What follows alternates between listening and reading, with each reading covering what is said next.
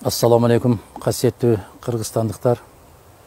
Сіздер менен улуу Рамазан айында орозо күндөрүнө жолугуштурабыз. Ар бирибиздин кармаган орозолорубуз, кылган дуаларыбыз, берген ихсандарыбыз жараткан тарабынан кабыл болуп, ошолордон пайда болгон сооптор берекелүү болуп, ал сооптор акыреттик жашообузга пайдалуу болгонду насип эткен болсун.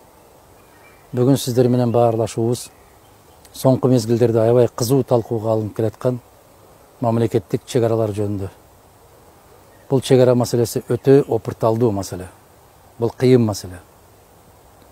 Мына ушул 3 областтын тегерегинде болуп аткан чыр-чатактар Өзбекстан менен Кыргызстандын, Кыргызстан менен Тажикстандын ортосундагы болуп аткан талаш-тартыштар булар мыйзам ченемдүү көрүнүштөр. Бирок кыргыз бийлиги көтөрүлбөгөн маселени, башка тараптан көтөрбөгөн маселени өздөрү көтөрүп, өз баштарына өздөрү маселе үйүп жаткандыгы мага түшүнүксүз. Айрыкча өтө опурталдуу деген маселелердин бири бул кемпир-абад маселеси. Кошто мамлекет өзүнчө видео ролик даярдап, аны дүйнөлүк деңгээлдеги курортту курабыз, бул Өзбекстанга өтүп кетти деп жар салуусу аябагандай туура эмес көрүнүш. Бул мамлекеттин эгемендүүлүгүн сыйлабагандык. Ал маселе чечилген эмес. Биринчиден көтөрүлгөн да эмес. Эмне үчүн азыркы кыргыз бийлиги ал маселени кыстара койгондугу мен үчүн түшүнүксүз. Болгондо да мына ошол 6000 гектарга жакын жер, булар түбөлүктүү Кыргызстанда болуп келген, башка маселе талаш-тартыш жараткан эмес. Соңку мезгилде бийлик модага айландырып алды. 30 жылдын ичинде 30 жылдын ичинде макул болбогондугу үчүн ушул маселелер чечилбей калган. Кайдан келе калуу эле асмандан түшкөндөй болуп, акылдуу инсандар келип калгандай болуп, 30 жылдан бери чечилбеген маселени мына биз чечкени калдык деш, бул акылсыздык.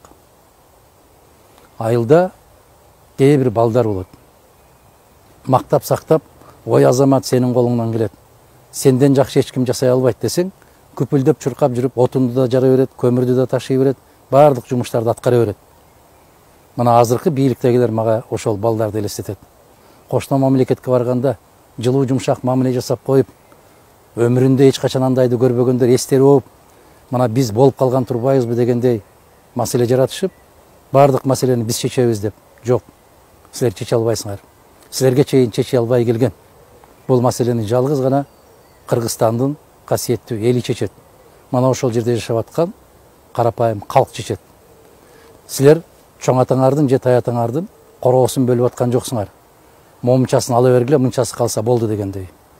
Кыргызстандын жер байлыгынын, жер астындагы байлыгынын, бүтүндөй токой суулардын ээси жападан жалгыз Кыргызстандын эли.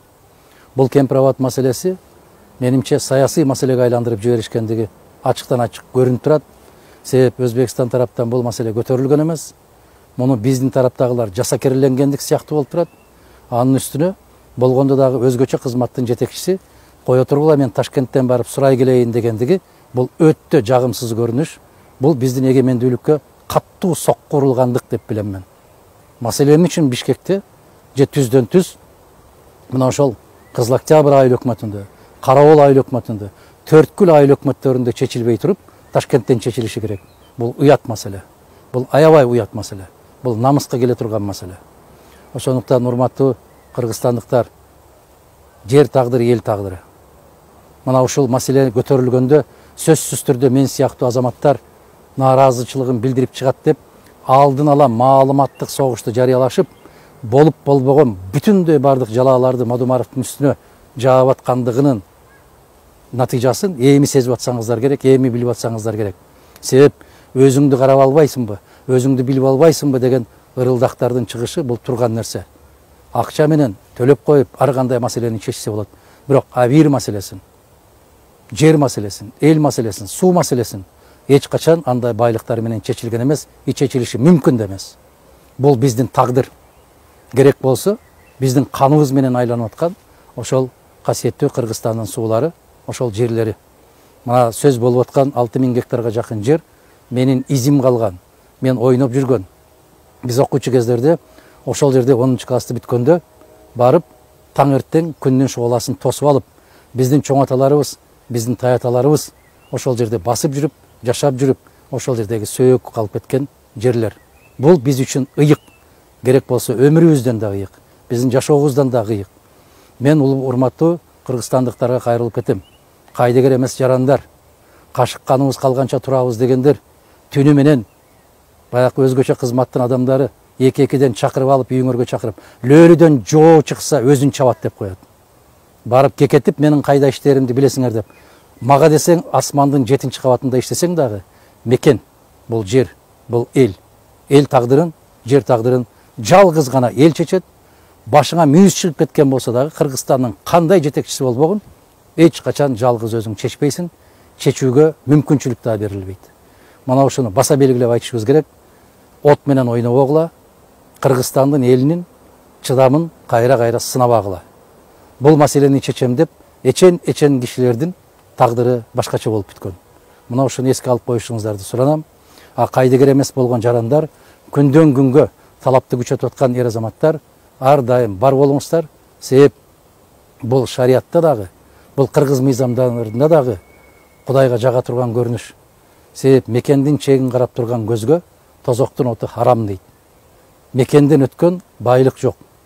Биз ушул байлыгыбызды шариаттын алдында дагы, конституциянын алдында дагы, касиеттүү кыргыз элинин алдында дагы көзүбүздүн карегиндей сактоого даяр экендигибизди билдирип коюшубуз керек. Күч кубат берсин, акыл эс берсин, бардыгыбыздын тилектерибиз кабыл болуп, жараткан эч качан эч кимдин алдында чөгөлөтүп, бирөөгө муктач кылбасын. Бар болуңуздар.